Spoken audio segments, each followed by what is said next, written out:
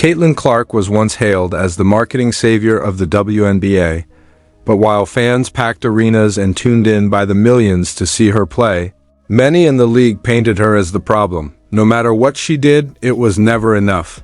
She couldn't say the right thing, she couldn't act the right way. She couldn't just exist without someone being offended. Veteran players, who've spent years in the league, feel entitled to bigger paychecks than the rookie phenom. So when Caitlin landed a massive offer from a European team, the outrage was deafening. The game is physical, sure. Caitlin can take that. She's tough and she's helping grow the league. But here's the truth, she can't be babied. She doesn't want to be babied. She just wants the same thing every elite athlete wants: respect. And maybe finally she get that respect, not in the ones but overseas, in a league where teammates don't look for her to fail, and where front offices understand what it means to have a generational talent. Because make no mistake, if Caitlin Clark leaves, it could be catastrophic for the WNBA.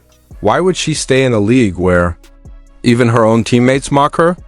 After the infamous eye poke, Nelissa Smith and DJ Carrington were caught laughing, not checking on her, not standing by her. Laughing, Caitlin, clearly injured, asked if it was intentional. Clark, "Oh, well, I'm sorry. You poked me in the eye." Carrington, "I didn't poke you." Clark, "Did you do it on purpose?" Carrington, mocking, "I apologize for poking you in the eye, but did I do it on purpose?" The video went viral, and not in a good way. Nelissa Smith smirked through it while Carrington openly ridiculed Clark. The most troubling part: no one came to Caitlin's defense. Not her coaches, not her teammates. The Indiana Fever were silent. In fact, the team's social media spotlighted Smith's highlights instead. So what are we doing here? When the fans ask, why doesn't the WNBA protect its stars?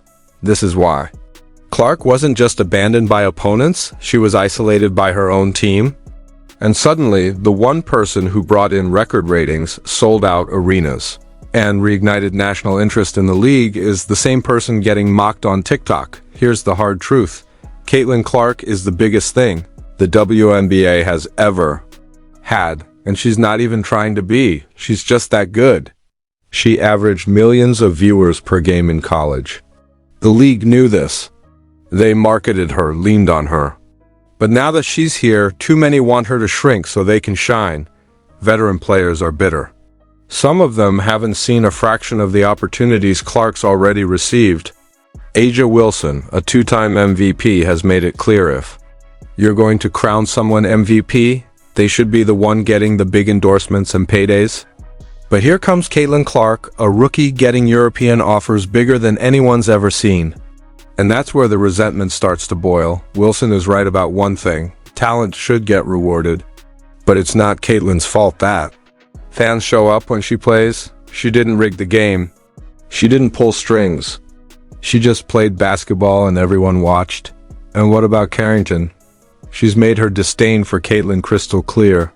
From the eye poke to the mocking impersonations, it's been one insult after another. And yet she's still allowed to carry on unchecked. No accountability, no apology. Just bitterness on full display. The irony? No one would even know DJ Carrington's name if she wasn't standing next to Caitlin Clark. The fact is, this rivalry stopped being about basketball a long time ago. It's personal now. Carrington didn't just attack Clark, she enjoyed it. She laughed as Clark held her eye. She reveled in the moment. And that speaks volumes. Meanwhile, Caitlin says nothing. She plays through it. She gets back on defense. She leads the league in triple-doubles. She's injured, but still the biggest draw in the sport. And the saddest part? Even from the bench, she looks more dominant than most of the players actually on the floor. Think about that. Caitlin Clark, not even in uniform, still feels like the most important player in the arena. Now rumors swirl. Will she sit? Will the team rest her for development? That's code for, we don't know what to do with her. They wanted a franchise pillar. What they got was a brand. They don't know how to handle dots, not just Caitlin. If this is how the league treats its top draw, what message does that send? Caitlin's thinking about Europe because maybe over there she'd be supported. Maybe she have a locker room that wants her to win, not one that watches her suffer and laughs behind her back. This is a wake-up call. The WNBA is at a crossroads. If Caitlin leaves, others will follow. And this league cannot afford to lose the one player who's got fans tuning in again. No, this isn't about race. This isn't about entitlement. This is about results. And the result of losing Caitlin Clark could be the beginning of the end.